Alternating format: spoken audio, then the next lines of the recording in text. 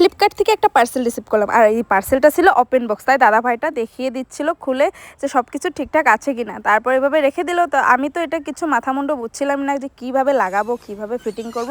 তো বরকে বললাম এটা ফিটিং করে দাও। তো ইস্যুকে স্কুল থেকে নিয়ে আসলো জাস্ট, তো এসেই ড্রেস চেঞ্জ করে বসে পড়েছে এটা ফিটিং করার জন্য। বাবা মেয়ে মিলে পুরো জোরদার ফিটিং চলছে। আমি তো এগুলো মাথা মুন্ডু কিছু বুঝছিলামই না যে কিভাবে লাগাবো না লাগাবো। আর খেলনাটা এত সুন্দর লাগছে যে আমি অনেক দিন ধরেই দেখছিলাম অনলাইনে, ভাবছিলাম যে কবে অর্ডার দিব। যখন বাবু একটু হাত পাও আছড়ে আছড়ে খেলতে জানবে তখনই অর্ডার দেবো। যেহেতু আগে দিলে কাম নেই, 1 মাস 2 মাস ছিল তখন তো ও খেলতে পারিনি, তখন ও খেলতে পারে, তো তাই ওর জন্যই দিয়েছি। তো যাই হোক, এটা ফিটিং করা কমপ্লিট। কেমন লাগছে বলো?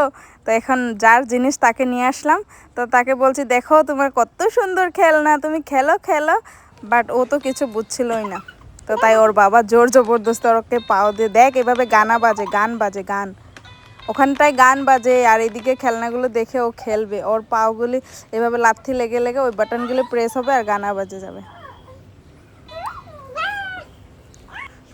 আমাদের ভোলে বাবাটা কিচ্ছু বুঝছিল না কীভাবে খেলবো, কী জিনিস এটা, মা পাপা কী এনে দিয়েছে। তো খেলনা তো এত সুন্দর লাগছে।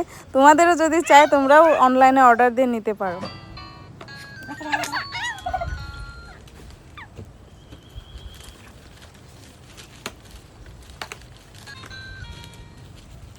তো যাই হোক, ও ট্রাই করতে সবাই বলছে যখন এইভাবে করতে করতে ওই 2-1 বার নিজে লাথি মেরে মেরে গান চেঞ্জ করতে পারে তার মানে।